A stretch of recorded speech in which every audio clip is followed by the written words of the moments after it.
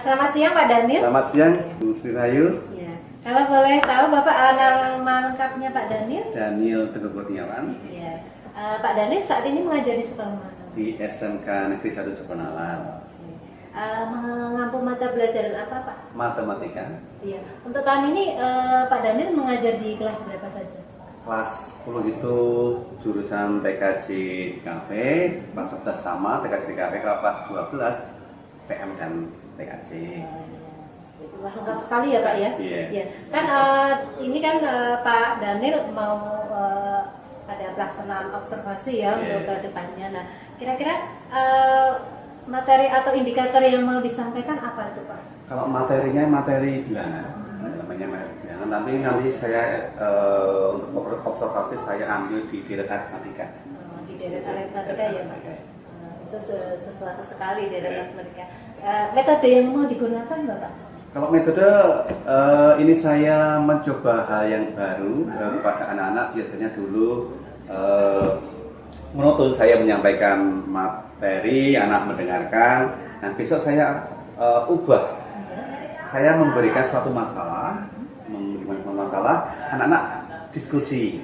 Nanti akan presentasi dan hasil presentasi nanti akan saya akan evaluasi. Nah itu kalau untuk pembelajaran menggunakan modelnya problem based learning pakai PBL. Oh PBL ya Pak. Tadi seperti yang saya katakan tadi, saya akan memberikan masalah kepada anak, biar anak-anak membuka sendiri. Jadi alasannya seperti itu ya Pak. Alasannya seperti itu. Nah untuk persiapan pembelajarannya ya Pak, ketika Bapak akan mengajar di kelas tersebut dengan model PBL ya, peralatan yang mau digunakan itu apa saja Pak untuk mendukung pembelajaran Bapak? Yang pasti laptop yang saya gunakan untuk mengajar dan HP anak-anak, terus LCD yang kalau LCD kan sudah ada di ruang kelas. Dan yang pasti karena nanti memakai LKPD, yang pasti ada kuota. Ada kuota. Nanti kalau anak-anak kuotanya limit atau habis ya nanti tetheringan ataupun pakai wifi sekolah. Berarti pembelajaran Pak Dan itu benar-benar sudah menyesuaikan dengan kodrat alam, kodrat zaman ya Pak. Yeah. Tidak selalu untuk matematika itu harus menulis di papan tulis. Tidak, ya. Tidak harus ini menggunakan kertas ya Pak. Kertas ya, sudah paperless sekarang. Oh, iya, luar biasa. Padahal untuk matematika ya Pak yang cenderung anak itu merasa kayak momok dalam pembelajaran matematika, tapi ternyata dengan metode yang mau Bapak gunakan, dengan model yang Pak Daniel mau pergunakan untuk pembelajaran ini akan menjadi lebih sesuatu bagi anak dan tidak akan menjadi momok lagi. Ya, supaya anak-anak tertarik akan matematika, jadi tidak monoton melihat papan tulis, tapi biarlah mereka kalau kesenangannya HP ya, saya pakai HP-nya supaya anak-anak tidak hanya membuka sosmed saja, tetapi ada pembelajaran aplikasi pendidikan di situ akan saya pakai. Benar-benar mengaplikasikan apa yang menjadi filosofi KHD Pak, menyesuaikan kodrat zaman dan kodrat alam seperti itu ya. Nah ini Pak Daniel terkait dengan pembelajaran yang mau Bapak laksanakan besok, itu kan Bapak menggunakan modelnya kan PBL ya. Silakan untuk mohon untuk diceritakan bagaimana urutan pembelajaran yang Bapak gunakan terkait dengan PBL tadi. Yang pasti kalau sesuai sintak, biasanya saya mengalir, biar mengalir. Kalau sesuai sintak, pertama pembukaan dulu harus ada doa dan sebagainya. Nanti menyampaikan suatu hal tentang nanti model pembelajarannya bagaimana. Terus kegiatan inti nanti pertama saya akan memutar video di YouTube permasalahan yang akan anak-anak telaah dan nanti dipecahkan. Terus nanti saya akan membuat kelompok mau belajar 5 atau 6 orang. Terus nanti anak-anak memecahkan masalah yang di video tadi yang sudah saya putar tadi. Terus anak-anak membuka sumber bacaan untuk memecahkan masalah itu, dan sumber bacaan sudah saya berikan di website tertentu, linknya sudah saya kirim melalui WA group. Terus nanti anak-anak saya kasih ELKPD, dalam hal ini live worksheet. Live worksheet itu semacam diskusi secara berkelompok, tapi memakai HP masing-masing. Satu kelompok 5 atau 6 orang sudah sudah terhubung. Kalau misal main game online seperti itu, misalnya game satu di sini, yang main yang lain musuhnya di sana atau temannya di sana, bisa. Ini sama di LKPD ini. Jadi ini suatu penemuan yang baru terkait dengan, karena pembelajaran matematika yang semuanya dikendalikan dengan online ya.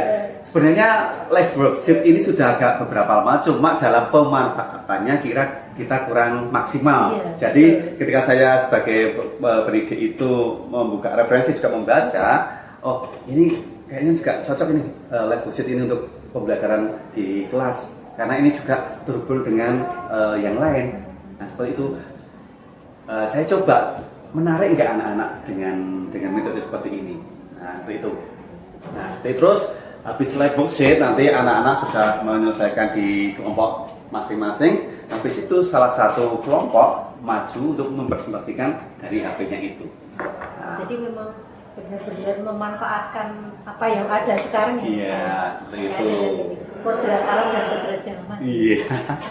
Supaya anak juga nggak bosen. Iya, karena biasanya matematika itu seperti dari dulu hingga sekarang itu menjadi momok dan diamnya anak-anak ketika mereka harus besok pelajarannya apa sih matematika, nah biasanya tidak ada semangatnya, tidak ada matematika sih terkait dengan materi bilangan. Kira-kira dari materi yang Bapak sampaikan itu materi apa yang sulit diterima atau dipahami anak terkait dengan materi bilangan tersebut? Di materi bilangan biasanya anak-anak itu yang sulit itu pada deret geometri. Alasannya Pak?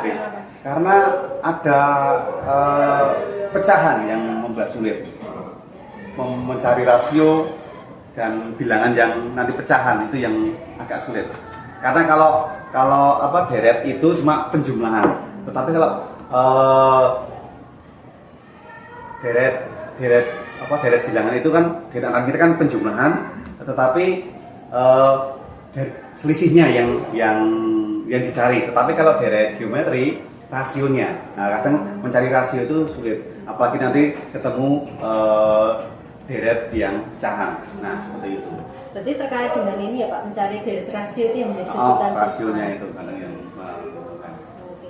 Nah terkait dengan materi tersebut ya Pak ya, kira-kira nanti solusinya bagaimana supaya anak bisa memahami tentang rasio tadi, supaya menjadi materi yang sama, yang bisa dipecahkan. Trik yang Bapak lakukan apa? Tidak ada hal yang lain kecuali latihan dan latihan. Nah, dari materi bilangan yang Pak Dhani sampaikan, kira-kira nanti kompetensi siswa yang didapat setelah mempelajari materi bilangan itu apa ya Pak? Sebenarnya banyak hal ya. Kalau bilangan kan banyak cakupannya, ada operasi bilangan. Terkhusus nanti yang kalau operasi bilangan kan nanti kalau anak-anak yang jadi penjual atau seller itu dalam hitungan tidak salah, karena harus cermat. Terkait dengan deret tadi, itu nanti anak-anak bisa menghitung ketika di bioskop itu bisa menghitung jumlah tempat duduk. Misalnya tempat duduk seperti itu, ketika nonton konser nanti tempat duduknya berapa itu tahu dari rumus-rumus yang ada di deret bilangan ataupun deret geometri. Berarti aneh ya Pak, dari apa yang Pak Dhani sampaikan tentang materi bilangan itu bisa diterapkan dalam kehidupan sehari-hari. Bisa semuanya. Untuk manajemen bisa, ketika kita berada di suatu area yang butuh hitung cepat, ternyata juga menyelesaikan. Bisa dilihat loh kayak gini, kok selisihnya begini ya, bisa dihitung nanti. Di bioskop itu bisa. Jadi langsung bisa diterapkan. Bisa ya? diterapkan. Tidak harus ketika kita bekerja, tapi justru di kehidupan sehari-hari. Nah, Pak Dhani selama mengajar matematika ya untuk kelas yang penjenengan aku, kira-kira apa yang menjadi perhatian khusus ketika penjenengan mengajar itu? Perhatian khususnya apakah dari sisi perlengkapan ataupun area yang dipakai siswa terkait dengan kelasnya atau bagaimana Pak? yang menjadi perhatian khusus penjenengan demi kelancaran pembelajaran yang Pak Daniel sampaikan? Kalau di dalam kelas sebenarnya dalam penyampaian materi itu tidak ada kesulitan, cuma yang menjadi perhatian khusus saya itu kalau ada peserta didik yang duduknya itu sama-sama, misal wong ngeyel dua-duanya ngeyel, nah seperti itu agak sulit, harus bisa, itu yang pertama.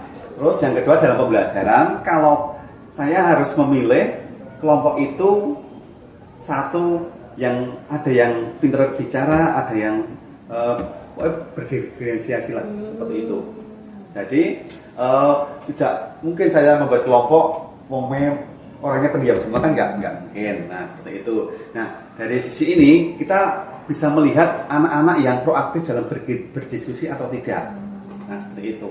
Berarti secara tidak langsung Pak Daniel sudah menerapkan pembelajaran sosial emosional dan berdiferensiasi. Ya, seperti itu. Terima kasih Pak Daniel, dan mohon izin besok ketika Pak Daniel mengajar, saya akan melaksanakan observasi di kelas penjenengan. Silakan, matur nuwun. Terima kasih sebelumnya Pak. Matur nuwun.